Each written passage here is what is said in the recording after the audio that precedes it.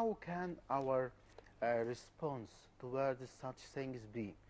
And also we need to really think of the example of the Prophet peace be upon him and the early companions, because we can really see how that they went through many hardships and they endured many sufferings, but still in their reaction we did not see, for example, anger or just yelling and screaming and taking to the streets and destroying things and engaging in acts of vilification and all of this. But always their approach was a constructive one. And this also should be the rule for us, that we as Muslims, be it here or also the Muslim communities in the West, they need to have an active role in really promoting and communicating and showing in practice what Islam really is.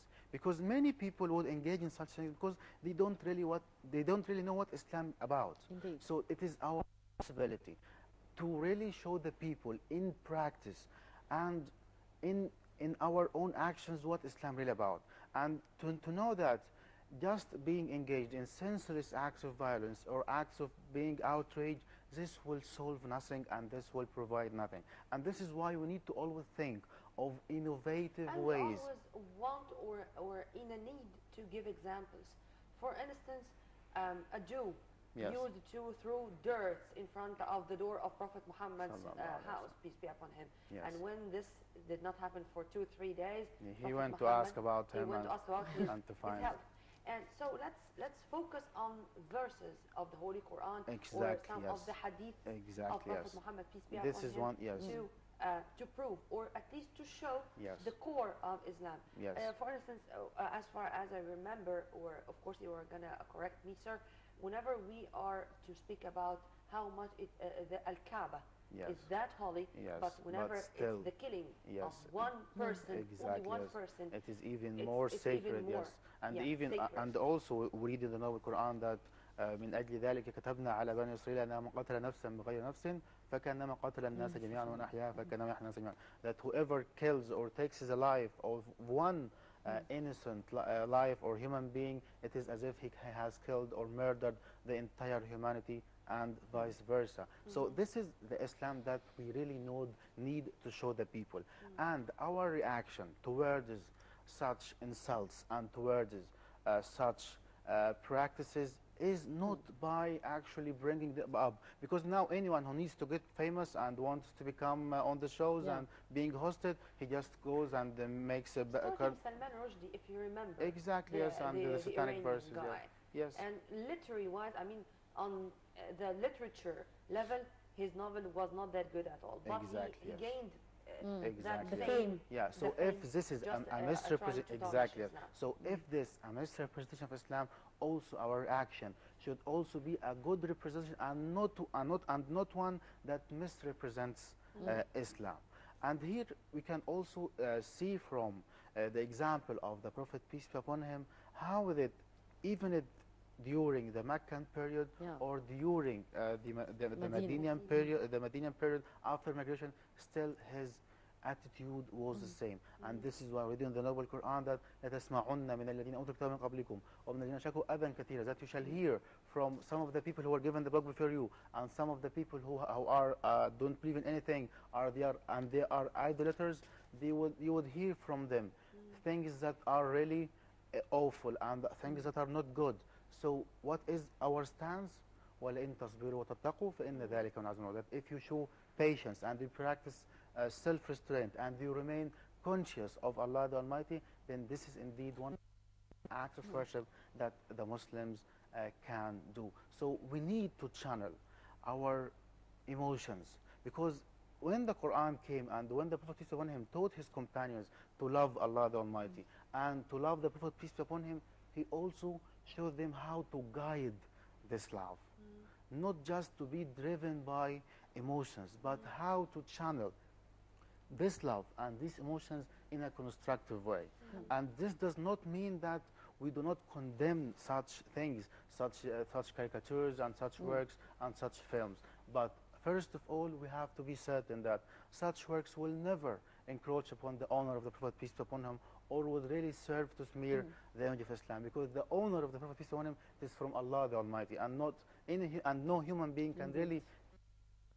And another important thing is to always remember that we ourselves have a role to play by engaging constructively and peacefully by taking all the means that would really make the people realize that which are they doing is something that Muslims do not accept.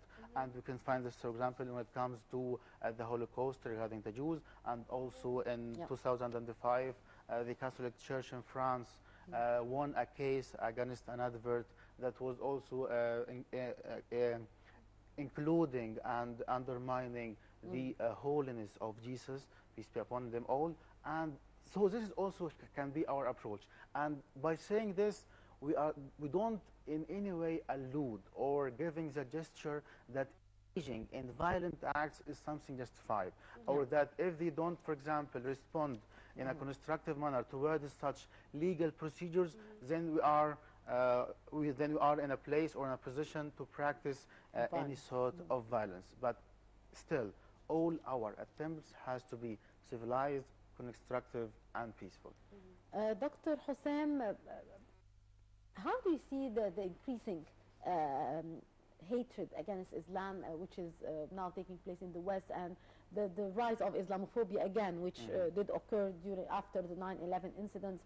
What's the reason behind that, and why always the media, the Western media here, I mean, is focusing on Islam as the religion of extremism, as the act of Daesh, and what they are doing, it's the real and the takfiri elements as the people who are representing Islam, they are jihadists, they are fighting for the sake of Islam. So how can we overcome that, and how can we also deliver the real image and stop the media from reflecting wrong images, which is increasing the Islamophobia in the West?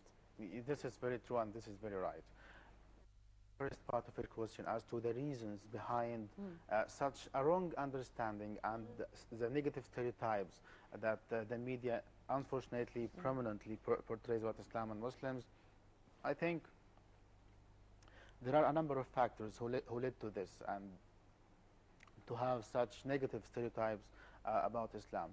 But because of course, due to the behavior of some Muslims, due to intentionally trying to misrepresent Islam, due to many reasons, but also we need to really consider the fact that for the people to accept this as a medium of expressing themselves freely, and also as a sort of freedom of speech, also Muslims need to take advantage of this. And this is why as Muslims we have also a role to play. We need to be actively engaged in the media and in speaking our voice clear and loud when it comes to who represents Islam and what are the real teachings of Islam are, by communicating the major national newspapers and also the satellite channels. And Dar al-Ifta and Al-Azhar has always been engaged in this. Just recently, an article for the Grand Imam of for the Grand Mufti of Egypt, Dr. Hossam Allam, was published in Reuters, and there has always been always such attacks. And we have just recently had the Pay Mercy Forward campaign for presenting Prophet Muhammad, peace be upon him. And let me tell you something that I was told by a friend of mine who works in the Western media. When I told him, and when I exactly brought this question to him, why did the media always and constantly portraying the image of Islam as a religion of violence and as a religion that does not promote peace? He said to me, because the media does not know about Islam. Muslims are not out there spoken and really making a good case and really representing So how Islam. can we overcome that? How can we solve this very alarming This is issue? the second part that I need to talk about. Yeah. This will be done individually on the individual level, and also on a communal level, and also on the official level.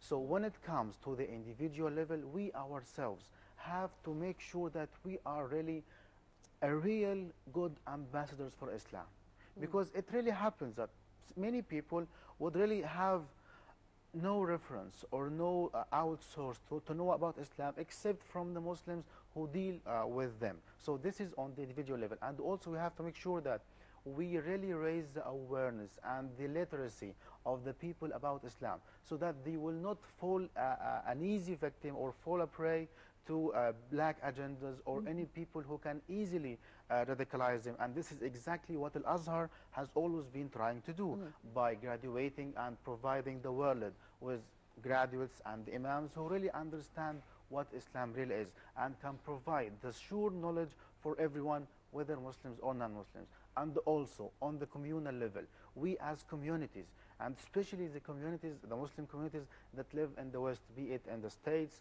or in Europe or elsewhere, they also have a very vital role to play with their coexistence, their peaceful coexistence with other communities in society. They have also to be outspoken and adopt the real teachings. I'm sorry for the interruption, but there are people, when they are asked about Islam, and when others would say that how dare you speak about Islam as if it is the religion of peace, while Islam